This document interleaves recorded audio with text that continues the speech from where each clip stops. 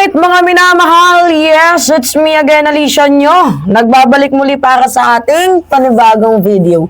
Alam nyo, sa totoo lang, natatawa ako dito sa mga nag-early announcement, early celebration. Hindi pa nga sure, diba, kung mag-grant ng interim release itong si former President Duterte. Pero ang kanilang binabalita, ito, breaking news, Duterte grant interim release.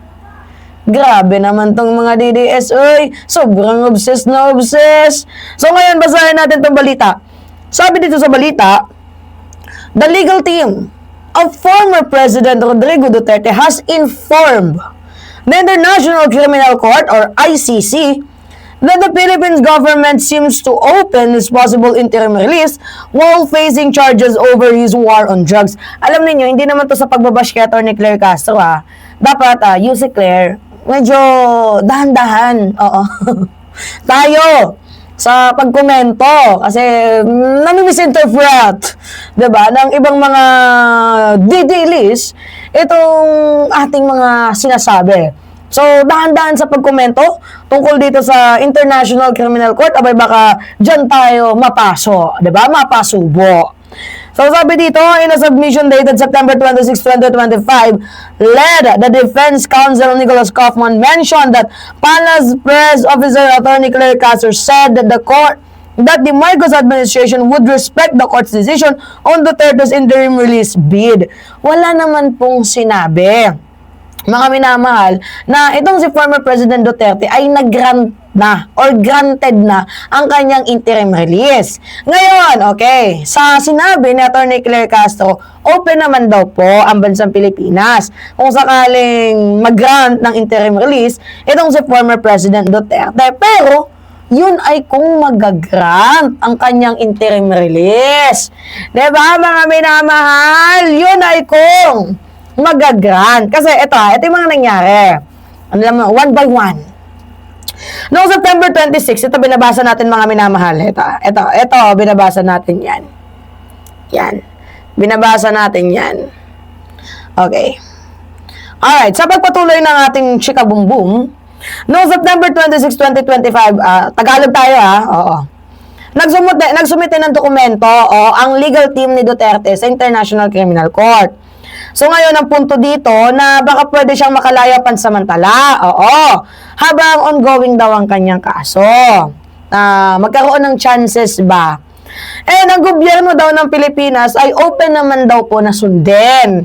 Diba? Kung ano yung ruling ng International Criminal Court. Na-misinterpret lang talaga nila itong pagkakasabi ni Atty. Claire Castro. Kaya, attorney, dahan-dahan sa pagkomento. Kasi baka dyan tayo mapasubo or mapaso. Diba? Ngayon, yung mga DDS, sobrang hype na hype sa social media. Malaya na si Digong! Yung sinasabi nila. Ang narrative nila ngayon is parang nag-early celebration na sila. Na para bang nagdidiwang na lalabas na si Duterte. Cleared na lahat. Wala na siyang kaso. Ganon. Talagnak naman ng tax ng ina nyo, ang bobobo ninyo, ang tagal nyo na sa mundo, bobo pa rin kayo. Nakakapikon, pero wala tayong magagawa. Ganyan yung utak ng mga DD-list Pero mga kababayan, the reality check here is, wala naman pong penal. Wala ba naman pong penaling desisyon at hindi porket may papel na nagsumite is automatic yes agad ang International Criminal Court. Remember, Kaufman do that before. Diba na ito, interim release daw, wala daw pong sinabi ang mga prosecutor, wala daw po silang komento. Pero hindi ibig sabihin na walang komento, ay granted na ang kanilang interim release. Kagaya ano yung nangyari nung nakaraan? Nag-early announcement about sa interim release. Ano yung nangyari? Hindi natupad ang interim release ni former President Duterte. Dismiss. Diba? Alam niyo yan na dismiss ang interim release. So ngayon, ito pa, another context. So kung matatandaan natin, 'di ba, na itong ginawa ni Kaufman talagang malaking kabiguan 'to. Oo. Dito sa buong fandom ng mga DDS kasi parang pinaasa lang eh. Oo. Ni Kaufman itong mga DDS pero hindi naman pala natupad ang kanyang sinasabi kasi nag-early announcement eh. 'Di ba? Hindi nangyari yung kanyang ibig sabihin, hindi nangyari yung kanyang gusto, hindi nangyari yung kanyang mga pinagsasabi. Biruin mo lang sabihin, oy, walang nag-denied, walang kumontra sa interim release ni former President Duterte. Yan yung sinabi niya. Pero in reality, pagdating ng ilang weeks lang, hindi ginrant yung interim release ni former President Duterte. So dito natin makikita na paulit-ulit ang kanilang taktika na gumawa ng ilusyon pero sa huli, ay sisi pa din ang nasusunod. So, parang ginagamit lang kayo ni Kaufman, hindi pa ba kayo nadadala? Hindi pa ba kayo nagsasawa? Hindi pa ba kayo natatauhan? Okay lang yan sa inyo? Ha, mga minamahal? Tanong lang. You know, ito yung tunay na proseso. Ang International Criminal Court is hindi po yan nagpapatinag sa dami ng supporters. Wala yan, million man kayo, billions man kayo, hindi nagpapatinag, mga minamahal, ang International Criminal Court when it comes, sa kanyang mga supporter. Ang interim release ay bihirang ma-approve. Lalo na, mga minamahal, kung ang kaso nito is crimes against humanity. Okay lang sana, yung katulad ba kay Kibuloy na issue ba? Baka posible pa yon. Yung nangingialam sa kaso, yung tawag ba doon?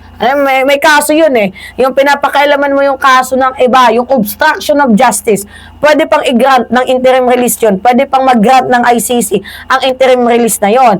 Pero yung kasong war crimes, crimes against humanity, malaki ang pagpatay, abay, kaluka naman kung i-grant ng International Criminal Court yun. Diba? So ngayon, ang propaganda nila, propaganda versus reality check tayo. Makikita natin dito na ginagamit lang ng kampo ni Duterte at ni Kaufman ang mga ganitong klaseng narrative para, pakalmahin, paasahin, ang mga DD shit, ang mga DDS. At umasa naman kayo. Ang tatanga naman ninyo kung umasa kayo. Di ba? Para magkaroon ng impresyon na, uy, si Duterte, makakalaya na, uy, si Digong, malapit na, uy, si Digong, ito na siya. Rock to the roll, rock to the rocking chair, yeah, uuwi na siya. Di ba, ganun? Pinaasa lang kayo. Oo, tapos feeling ninyo, na kayo, malaya na kayo, panalo na kayo, winning na kayo, victory na kayo. Hindi pa nga, nagsumiti lang, pero hindi pa naman ginagrant. Huwag kayong feeler. Ang obsessed nyo naman dito sa request. Diba? Totoo lang, wala pa namang kasiguraduhan. Itong interim release request nila sa International Criminal Court. At based sa history, mas madalas pang ma-deny, diba? At ma-approve yung mga ganitong request. So, it is very impossible. Suntok sa buwan. At malinaw ba sa clear na hindi na makakalaya yan si Digong. 8,500 pages of documents, 16 hours of video clips, tapos magpapalusot na, hindi ko na maalala. Tinang-inang ninyo. Tax ng ina ninyo, ang gagaling ninyo. Hindi niya na daw maalala. Tapos meron pang nagsasabi na, si Digong matanda na, gawa na ng resolution, na kung mahal yung si Digong, palayain na ninyo, payagan na ninyo, makaawa tayo sa International Criminal Court. Anak ng teteng, kamusta naman yung mga pamilyang nawalan? Kamusta naman yung mga pamilyang namatay ng mga breadwinner, ng mga nanay, ng tatay, kapatid? Nang dahil lang sa napakapalpak ninyong war on drugs. Kamustahin natin yung mga pamilyang nagsasuffer na mga mahal nila sa buhay na dapat kasama nila ngayon ay hindi na. Kamustahin natin yung mga pamilyang nasawi, na biktima, na damay, na danyusan, na parang tila baga, parang kinalimutan na ninyo. Ngayon okay lang sa inyo, napalayain yung matandang yan, na walang ibang ginawa, kundi parang pumatay na parang baboy sa panahon ng kanyang administrasyon. Deserve niya yan. Deserve yan ni former President Duterte. Don't celebrate too early. Kasi nauna nang sinabi yan ni Kaufman before at nauwi lamang po sa objection. Diba? Yung pangako ni Kaufman, nauwi lamang po sa objection, nauwi sa wala. At the end, sino yung napahiya? Kayo. Diba? Tapos ngayon, umaasa na naman kayo. Kaya huwag na tayong makinig sa mga pa-hype ng mga DDS. Antayin natin ang International Criminal Court decision mismo. yung ICC mismo. Kasi, you know, it is very impossible na ma-free si Duterte from The Hague, the Netherlands, sa kasong crimes against humanity, war crimes, malaki ang pagpatay. It is okay kung yung kaso lang niya is simple murder lang.